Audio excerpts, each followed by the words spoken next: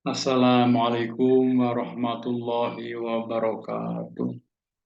Alhamdulillahirabbil alamin wassalatu wassalamu ala asrofil mursalin wa ala alihi wa sahbihi ajma'in.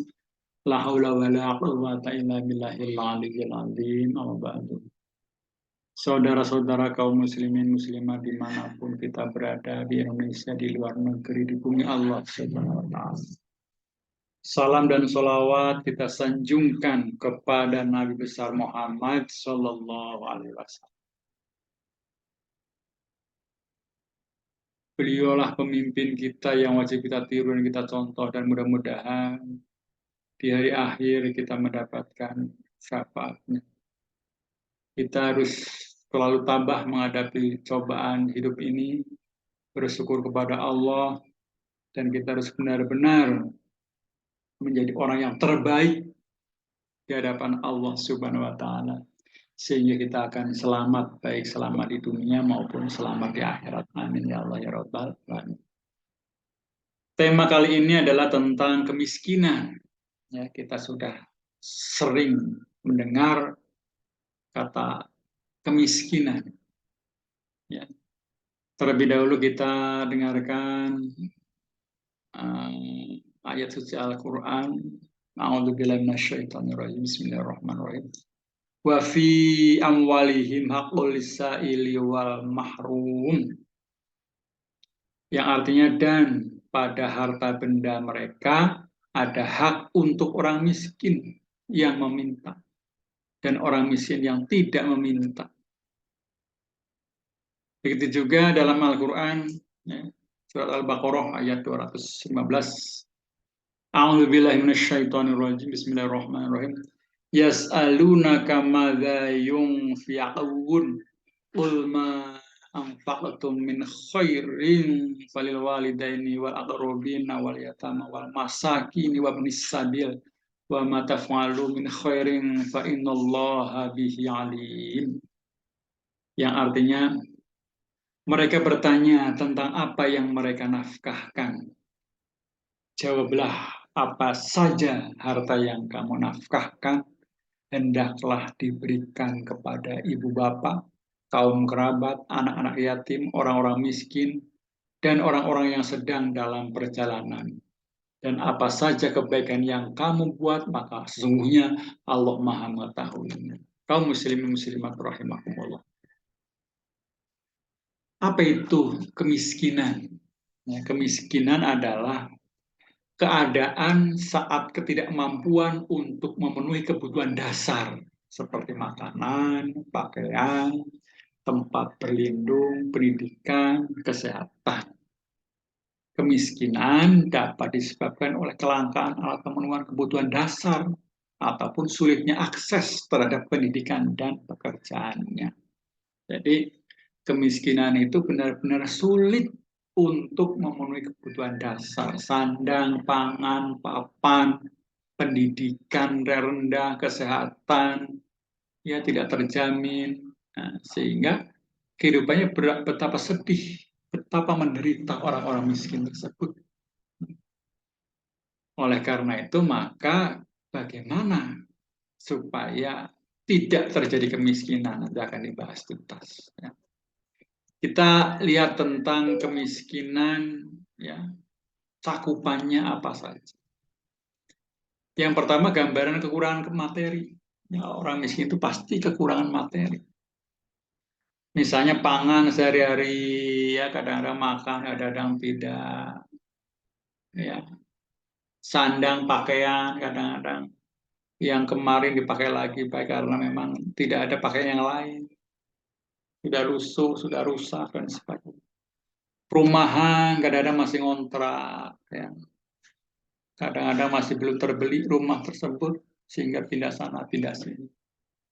Pelayanan kesehatan kadang-kadang tidak terjamin, ya, karena tidak punya biaya untuk membeli obat, untuk periksa dan sebagainya.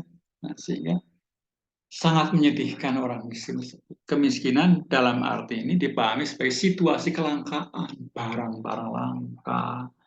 Ya, di dapur juga sudah habis semua, pelayanan dasarnya kan sudah tidak ada. Nah, sehingga menyedihkan, kekurangan materi, uang tidak ada, beras tidak ada, pakaian terbatas, rumah tidak ada, kesehatan terganggu dan sebagainya. Ini gambaran kekurangan materi. Yang kedua, gambaran tentang kebutuhan sosial termasuk terkucilkan di masyarakat.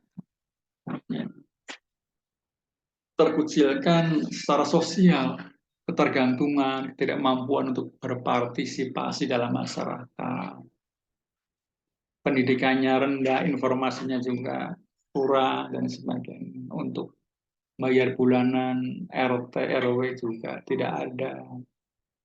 Jadi ketergantungan, ketidakmampuan, akhirnya terkucilkan di masyarakat. Nah, ini gambaran tentang kemiskinan dari sisi sosial. Ya, gambar tentang kekurangan penghasilan dan kekayaan yang memadai. Penghasilannya juga kurang, kekayaannya juga tidak ada, dan sebagainya.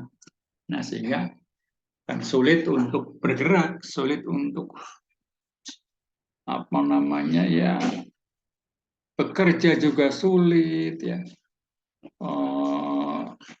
usaha juga sulit dan sebagainya.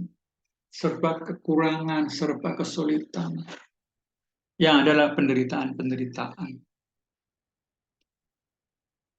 Nah, kemiskinan bisa dibagi menjadi 4 jenis.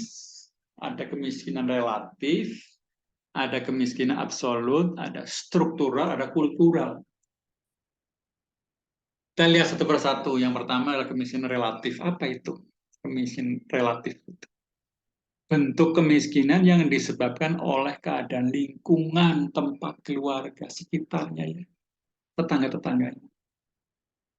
Kemiskinan relatif juga bisa diartikan sebagai kemiskinan yang didasarkan pada perbandingan kondisi di suatu tempat dan tempat yang lain. Contoh kemiskinan relatif, perbedaan keahlian yang dimiliki oleh orang.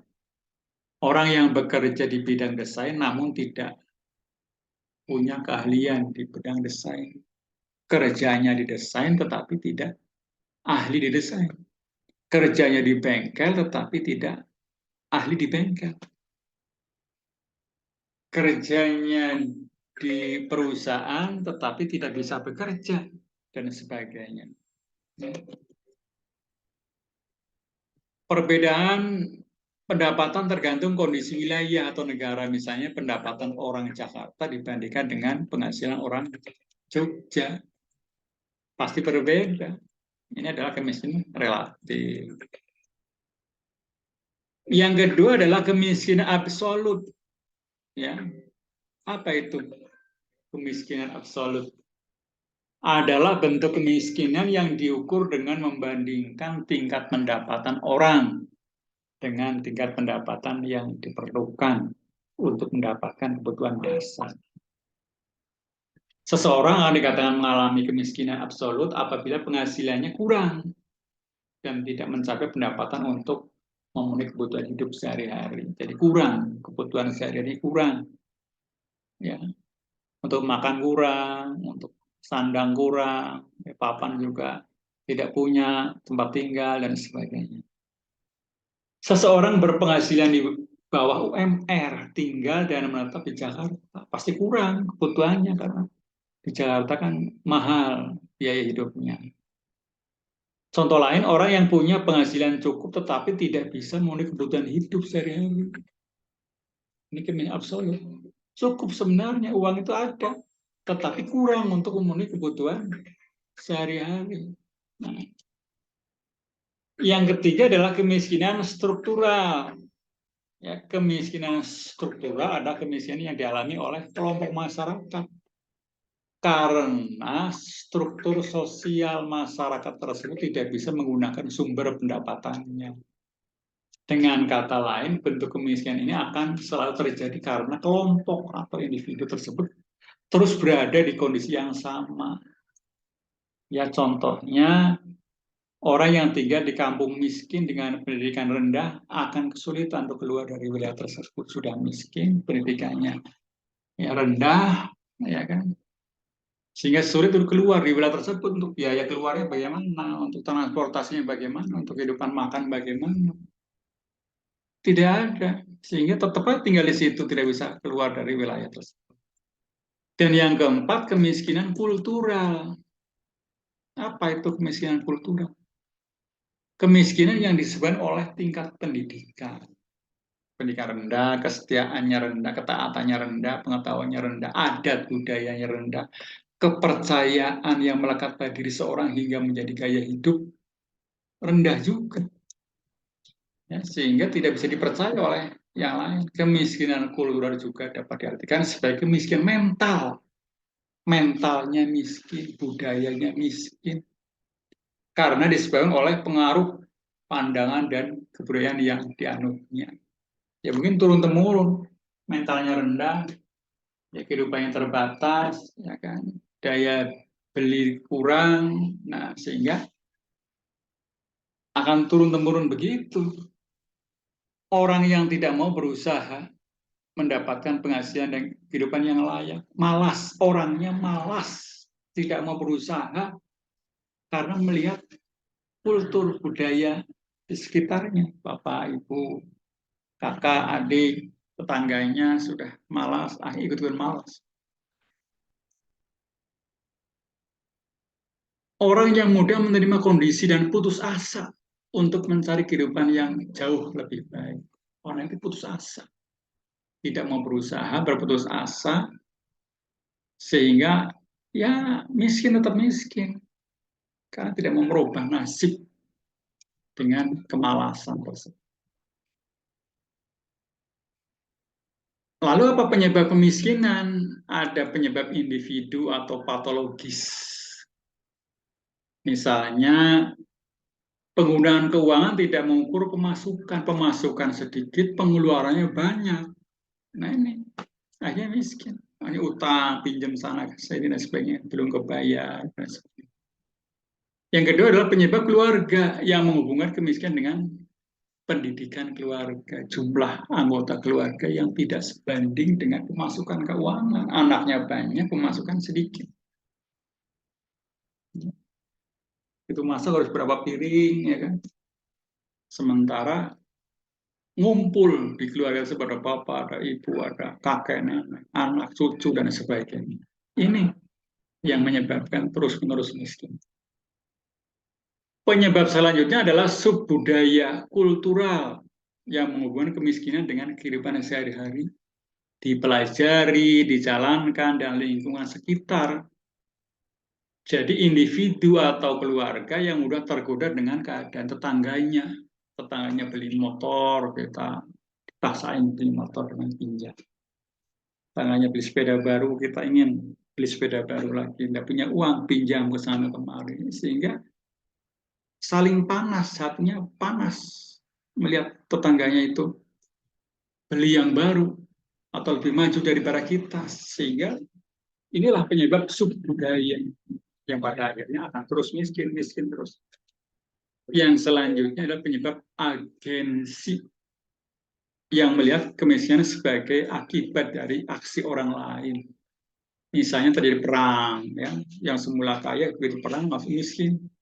Ya, pemerintahannya misalnya yang semula dikasih bantuan sekarang tidak, jadi miskin.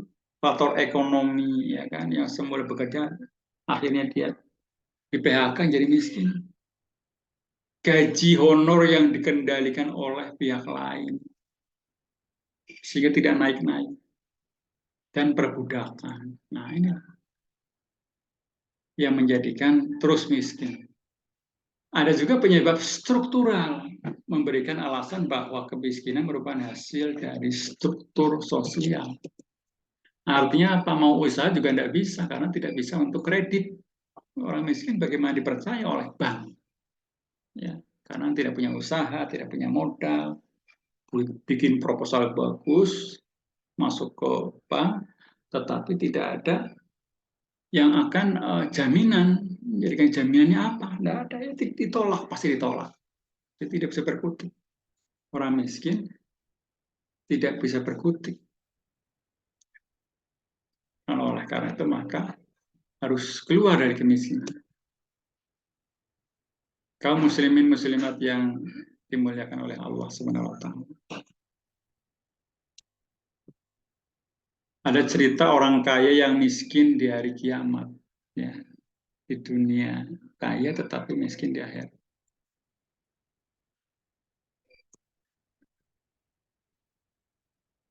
Abu Dzar radhiyallahu an mengisahkan tentang dirinya di suatu malam. Di malam itu dia pergi berjalan-jalan keluar rumah. Lalu tiba-tiba dia melihat Nabi Muhammad SAW berjalan seorang diri tanpa seorang pun yang menemani. Aku mengira bahwa beliau sedang tidak ingin ditemani ketika itu oleh siapapun.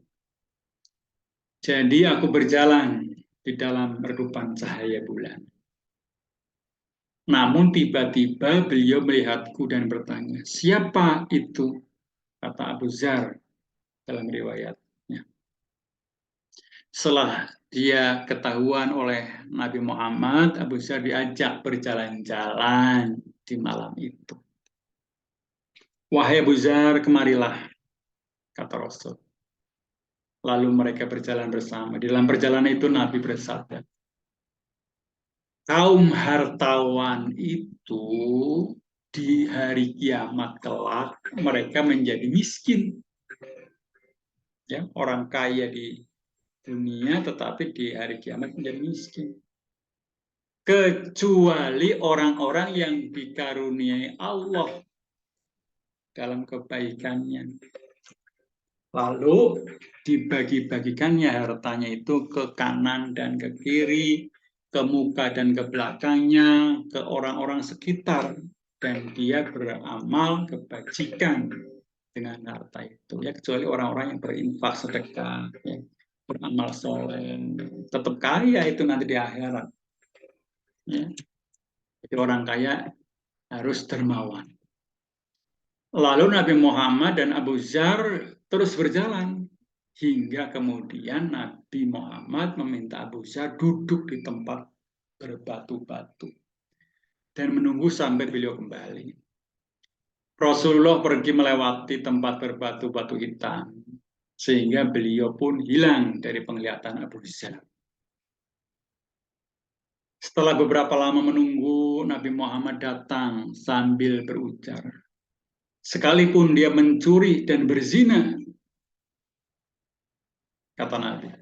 Lalu Abu Dzar bertanya, dengan siapa Nabi bicara?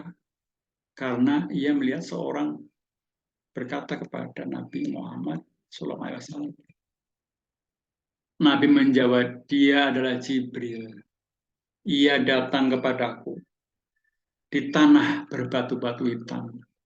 Lalu Jibril berkata, gembirakanlah umatmu bahwa siapa yang meninggal tanpa menyekutukan Allah dengan sesuatu, niscaya dia masuk surga. Nah, kita tidak boleh menyekutukan Allah. Siapapun yang tidak menyekutukan Allah pasti masuk surga. Ini kata malaikat Jibril. Lalu Nabi Muhammad bertanya kepada Jibril, sekalipun dia mencuri dan berzina? Jawab Jibril, iya benar. Nabi bertanya lagi, sekalipun dia mencuri dan berzina? Jibril menjawab lagi, iya benar. Bahkan sekalipun dia minum khamr. Ini hadis riwayat Muslim. Nah, maka intinya di sini, jangan menyekutukan Allah. Sebab kalau menyekutukan Allah, tidak ada surga baginya, neraka. Nah, maka kita harus dermawan dan jangan menyekutukan Allah Subhanahu wa ta'ala. Rasul pernah berdoa menjadi miskin. Nah, ya Allah, hidupkanlah aku dalam keadaan miskin. Matikanlah aku dalam keadaan miskin. Dan bangkitkanlah aku pada hari kiamat bersama orang-orang miskin. Ini Rasul pernah berdoa begitu. Kita mau enggak berdoa begitu? Ya, ini doa yang tidak populer, tapi inilah yang terjadi. Ya. Mungkin di antara kita tidak mau berdoa begini. Mana ada orang yang ingin miskin, tapi Rasul berdoa, ya, supaya menjadi miskin. Nah, ini bagaimana? Ya kan? Artinya apa? Rasul itu berdoa di hadapan Allah. Ya, ukuran kemiskinan itu bukan ukuran manusia dengan manusia, ukuran Nabi kepada Allah Subhanahu wa Ta'ala. Ya, beda ya ukuran manusia dengan manusia. Miskin, tidak punya apa-apa, tidak punya rumah, tidak bisa makan, tidak bisa minum, ya, tidak punya uang. Itu miskin, yang benar-benar miskin. Tetapi di sini adalah Rasul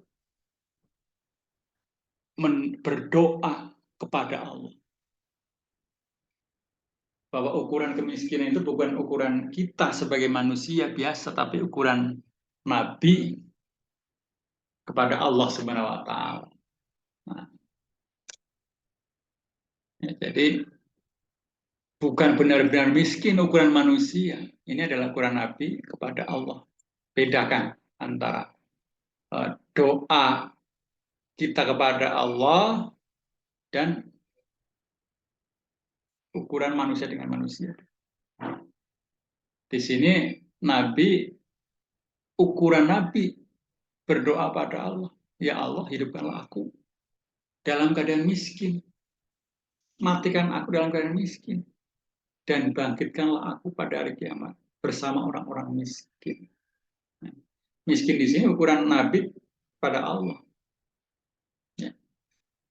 Nah, kalau kita mendoa semacam ini, ya ini putus asa namanya ya. Manusia berdoa semacam ini adalah putus asa.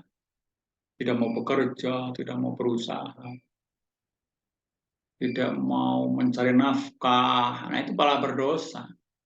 Ya. Jadi ini doa Nabi kepada Allah, ya, bukan manusia kepada Allah. Nah, lalu bagaimana cara mengentaskan kemiskinan? Ya. Yang pertama, memotivasi seorang untuk bekerja sesuai dengan keahlian dan kemampuannya. Ya, kerja dengan keahlian kemampuan kita. Jangan bekerja tidak sesuai dengan kemampuan kita. Ya, keahlian kita apa, ya kerja di bidang keahlian tersebut.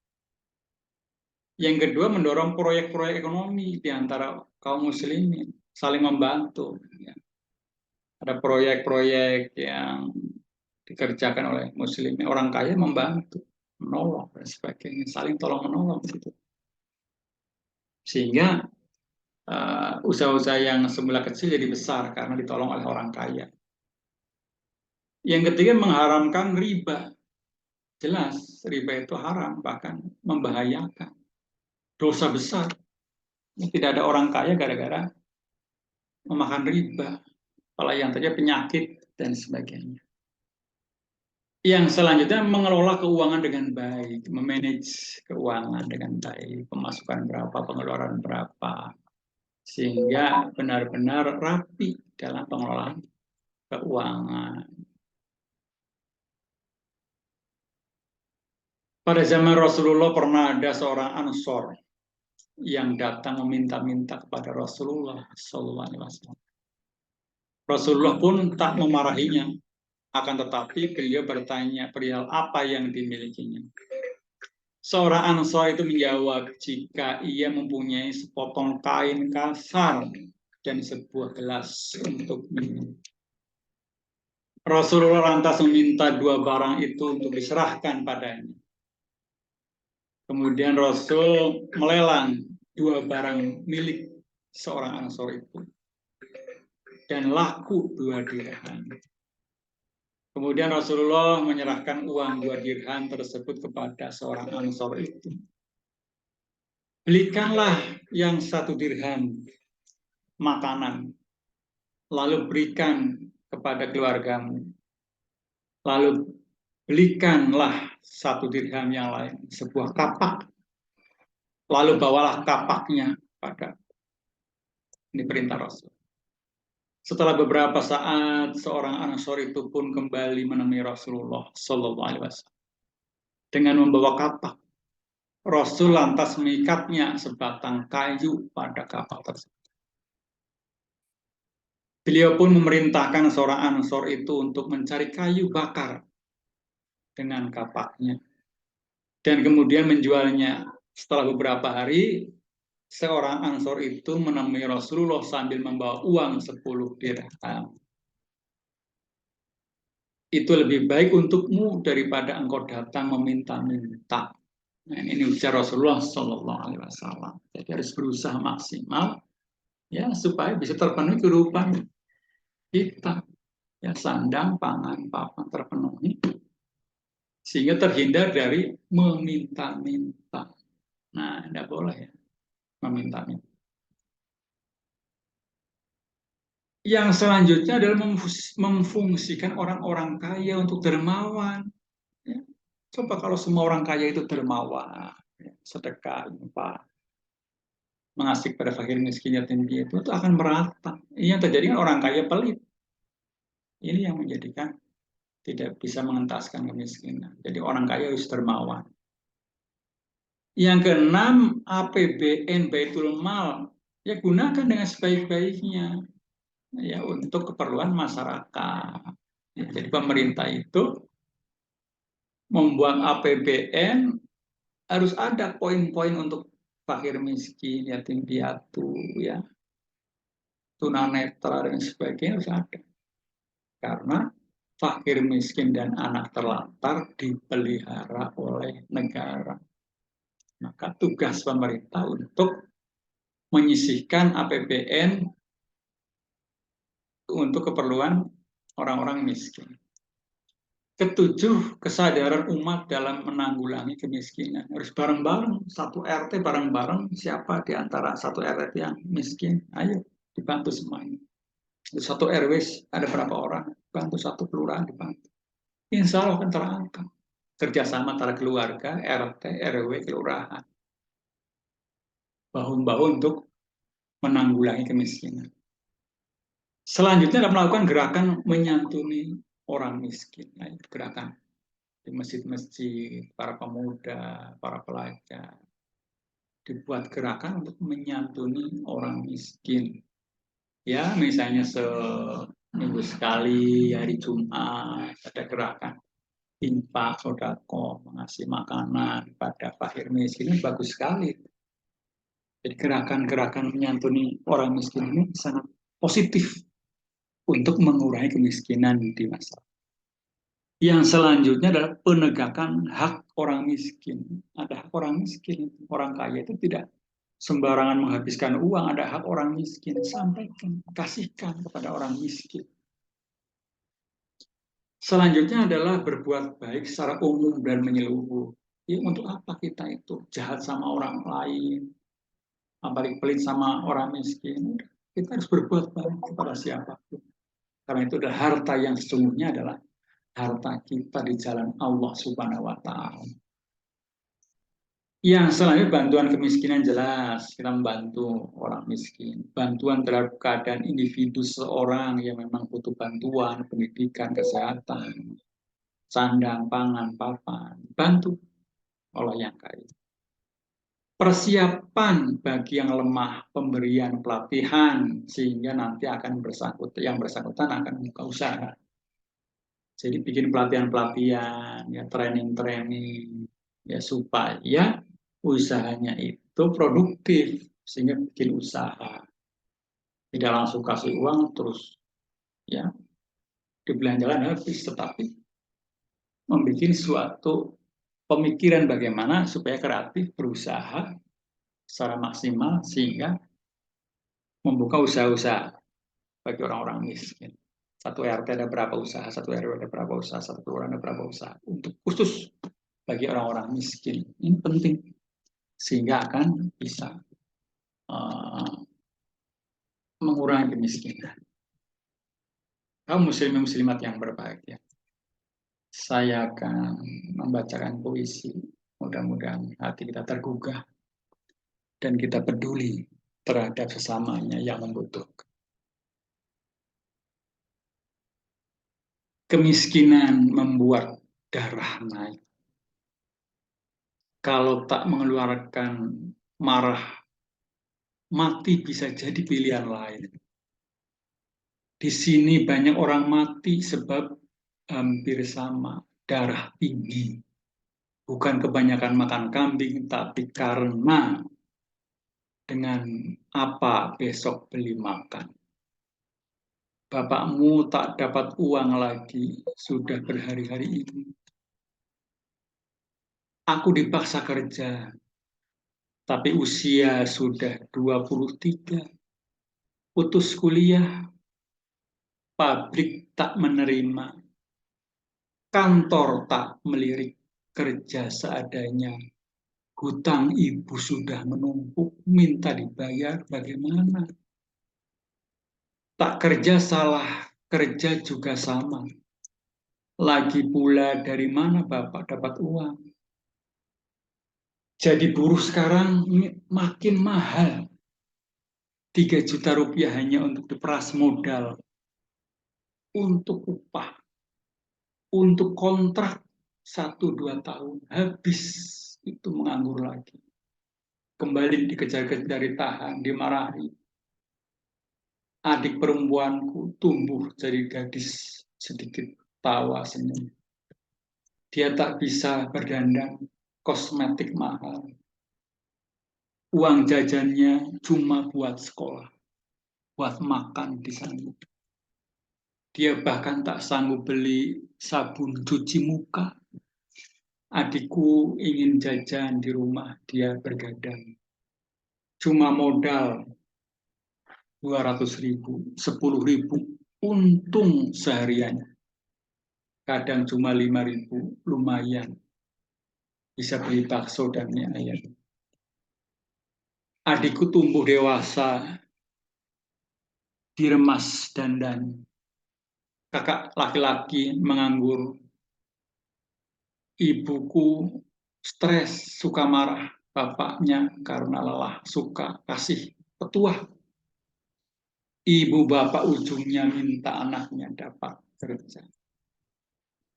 Adikku baru tamat SMK, belum juga dapat ijazah. Harus naik bus keluar kota.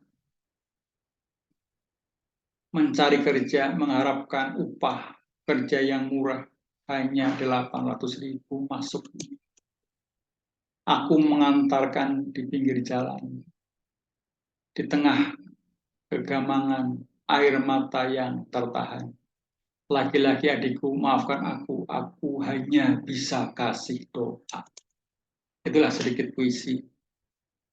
Mudah-mudahan ini pencerahan buat kita semua untuk bisa mengubah nasib seseorang adalah dengan usaha keras, usaha maksimal, dengan cerdas, penuh dengan inovasi, dan selalu berdoa pada Allah Subhanahu wa Ta'ala.